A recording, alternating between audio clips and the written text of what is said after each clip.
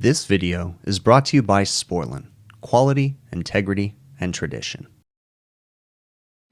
Well, complaint this morning. It is Saturday, I don't know, February 10th, Super Bowl weekend. They've got no ice, so they actually put the call in yesterday, but it's not something I come out at late at night for an ice machine. So here on Saturday morning, they said both of them were off, but this one is running. It doesn't seem to have any recorded problems, and this one seems to have a problem. There you go. This is a brand new machine installed like a month ago, so let me hop up here and see what's going on. All right, you can see I just started this machine on 110. So, all right, let's go ahead and see what this is.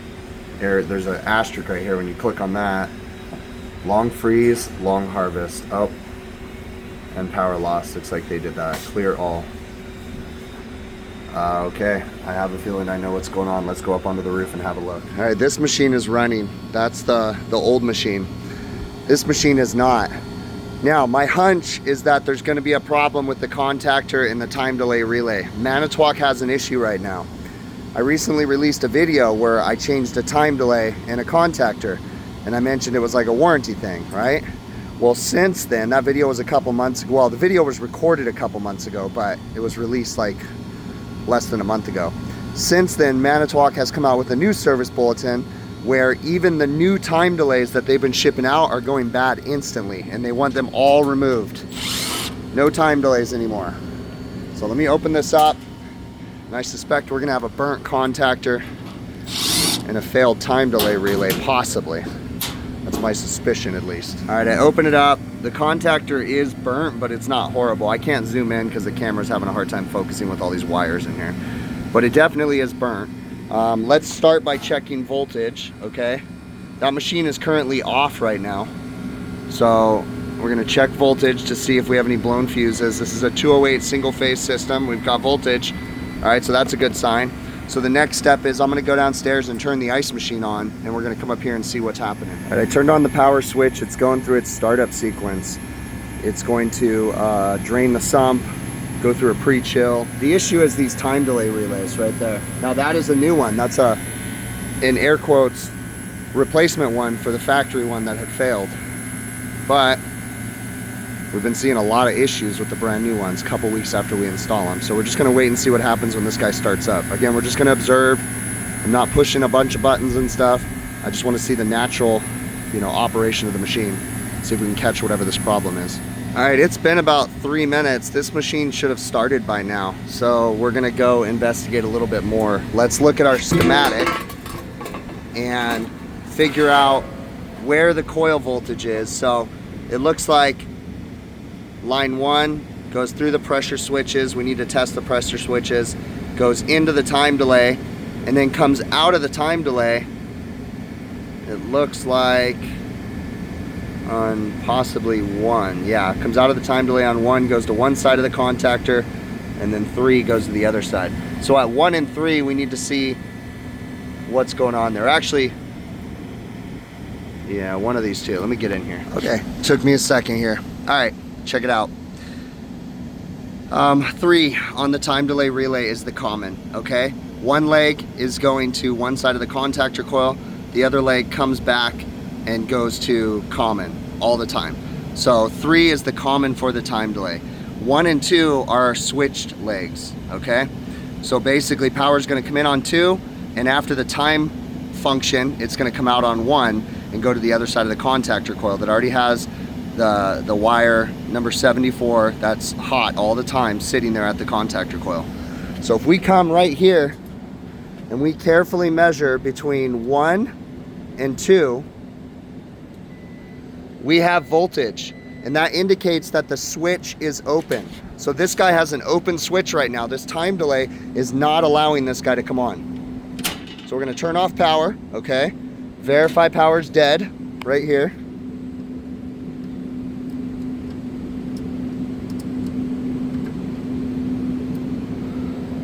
We're dead, okay? And then now what we're gonna do is we're gonna grab this yellow wire, we're gonna pull it off, grab this yellow wire, pull it off. We're gonna take this blue wire and we're gonna go directly to this contactor. So now the contactor is controlled via the pressure controls, direct and it has no time delay function anymore, and I'll have to clean this up. Now I turn this on, this guy should turn right on. There we go. Okay, we have a bad time delay. So this is just the stupid Manitowoc problem that they're having right now. Now they actually have a retrofit kit, which essentially just comes with a new schematic that eliminates the time delay. So we'll have to get that and bring it up maybe next time we're coming up here. I'm gonna watch this guy make ice. I'm gonna isolate those wires safely. Eventually we'll eliminate the time delay completely, but for now we're just gonna leave it bypassed, and I'm gonna watch the machine make ice. Now the downside to removing that time delay is that you no longer have compressor protection. Another problem that Manitowoc has had over the years is their pressure controls. They can't handle the high current and the fact that a lot of customers don't do routine maintenance on their equipment. So it runs into issues, and the pressure controls, the low pressure controls and the fan cycle controls especially, are problematic on these machines. On the plus side, the low pressure controls really don't become a problem until later in the machine's life, usually after 4-ish years. But the fan cycle controls have a massively high failure rate. That on-off of that condenser fan motor all the time, because they rely so much on head pressure. They have a head pressure control valve and a fan cycle switch. These machines use something called cool vapor defrost, and they need that higher than normal discharge temp to warm up the liquid in the receiver, and it uses the cool vapor off the top of the receiver to harvest the ice off the machines. So that's why they do the fan cycling and the head pressure control with the valve. But when you remove that time delay, you're just increasing a problem further down the line, and that's compressor failure essentially, because when the low pressure control goes intermittent, it's gonna knock that contactor on off a bunch of times, and that's gonna be a problem in the future. But I guess kicking the can down the road is the way that these manufacturers just want to operate, instead of just coming up with a solution. They used to use a thermostat wire for their machines, and they'd run 24-volt power, and the board downstairs would act as the time delay. They eliminated that because I don't know why.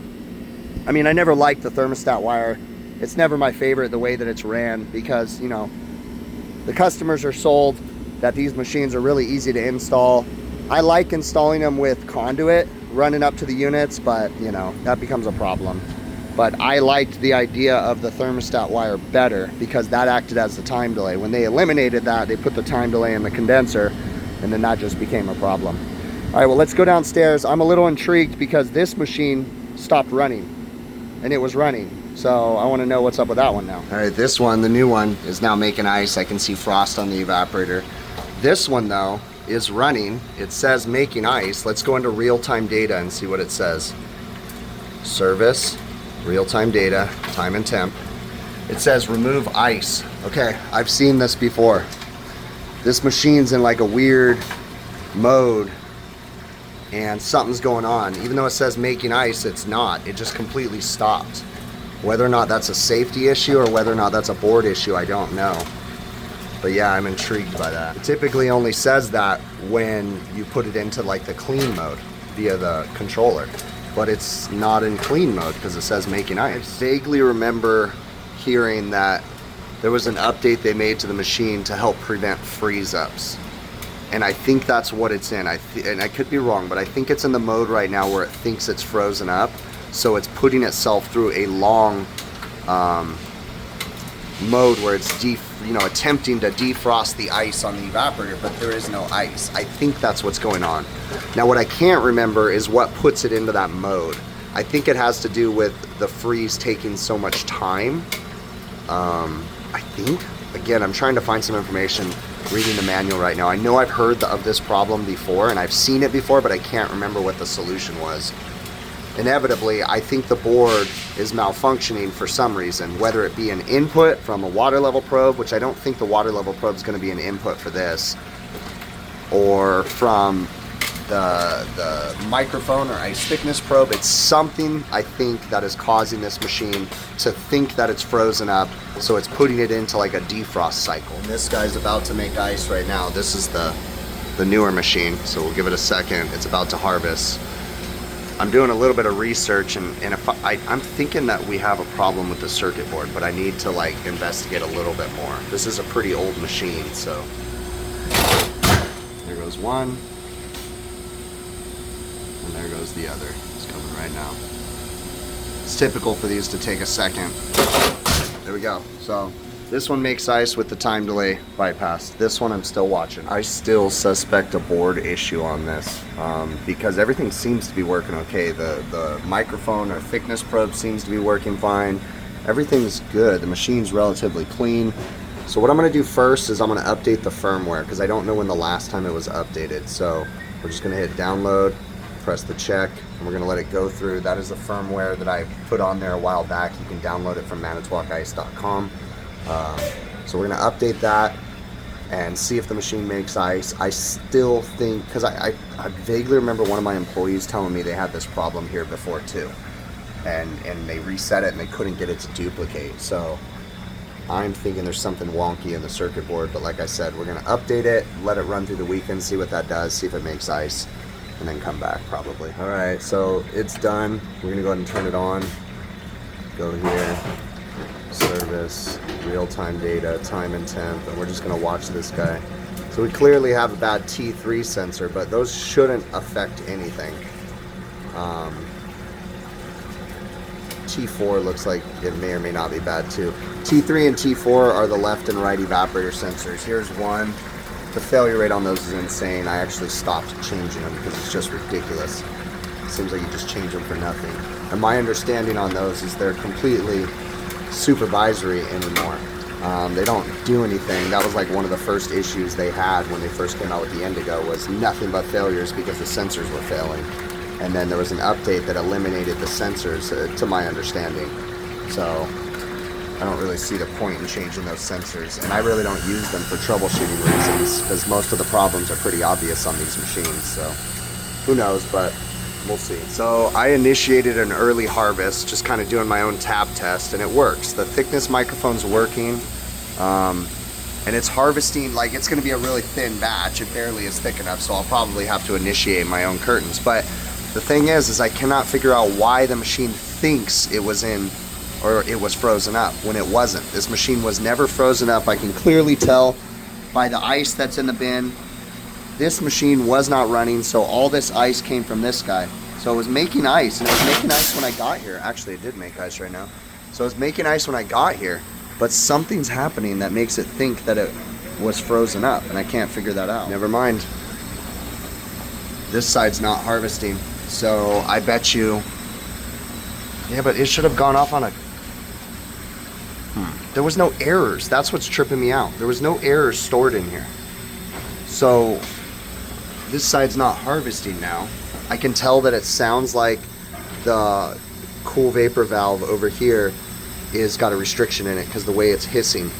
So we've got a restricted cool vapor valve. I need to put service gauges on it, but, what is going on here? This is an interesting one. Tricky, yeah, but see, this side harvested and this side didn't, so it's just dragging to harvest it. It's ended up melting all the ice. Yeah, that's bizarre. I got it to harvest by putting it into manual harvest. So the cool vapor valve works. This is interesting. There's just, I think we've got a restriction in the cool vapor valve.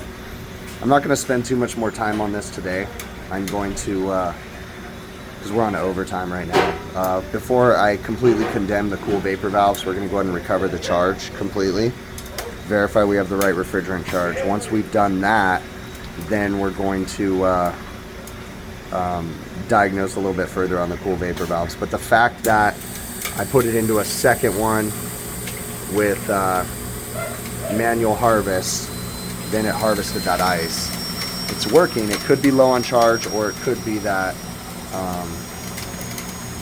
we just have failed cool vapor valve, and they have a strainer on them that can get plugged up, and judging by the sound that it's making, that's what it sounds like to me. It sounds like the strainer's plugged up because there's an audible difference from the cool vapor valve from this side to this side. And I will say that it does help to join some of the Facebook groups.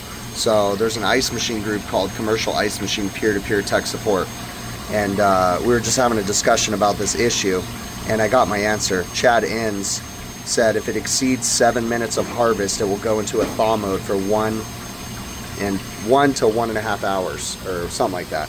So, and that does, see, now that's all ringing a bell, because I knew there was something that caused it to go into thaw mode, and I couldn't remember what it was.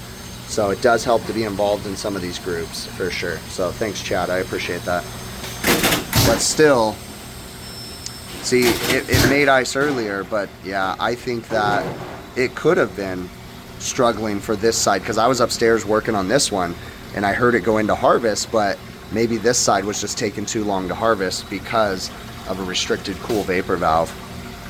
So like I said, we're going to come up and recover the charge and verify once we do that, then we'll completely condemn these valves if that's the case.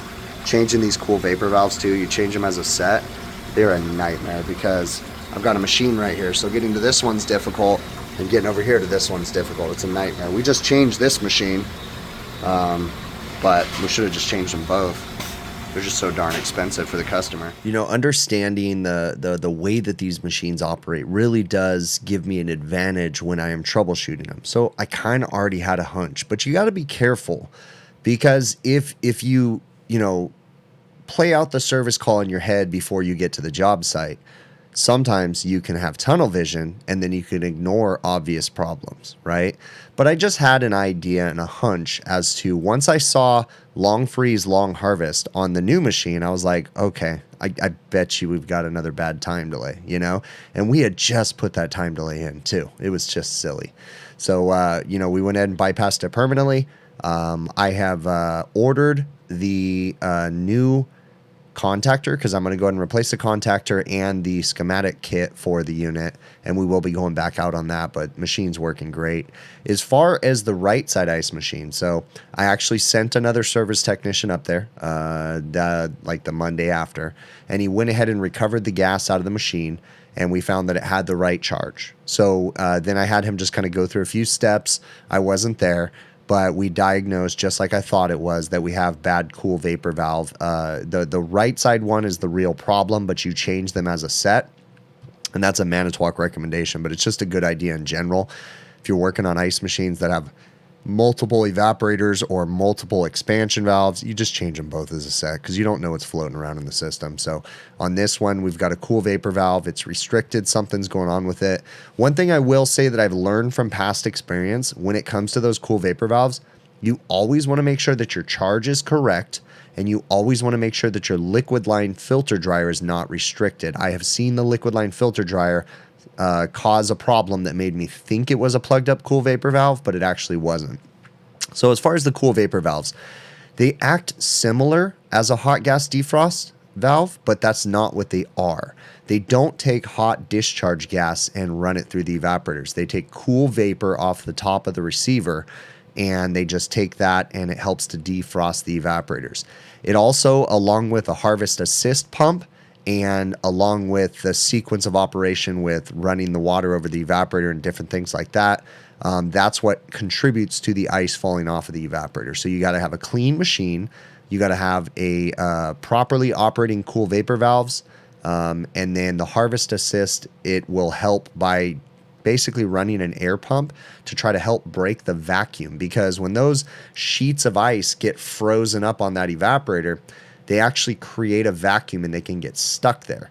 And so, sometimes some manufacturers will run water behind them. They'll do different things. But in this case, they have a harvest assist pump that basically just shoots a little bit of air, and it helps to break that vacuum. And you can see it, because when it happens, you can look at the sheet of ice and you can see the water just start to flow behind it. And then the ice will fall off. So we have since given the customer a quote for replacing the cool vapor valves on the right side ice machine. We have not heard back from them yet.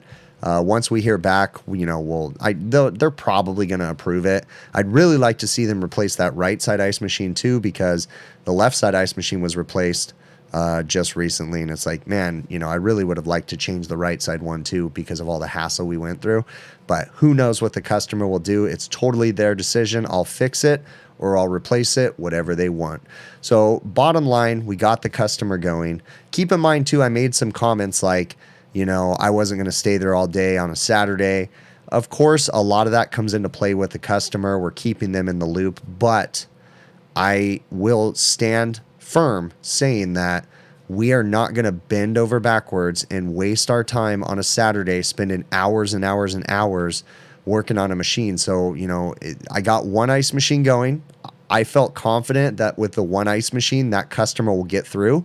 So with that being said, I wasn't going to waste any more time, you know, trying to diagnose, recovering the gas or anything else like that when I was on overtime. Okay. If it was a regular time call, we'd spend all the time in the world there that the customer wanted.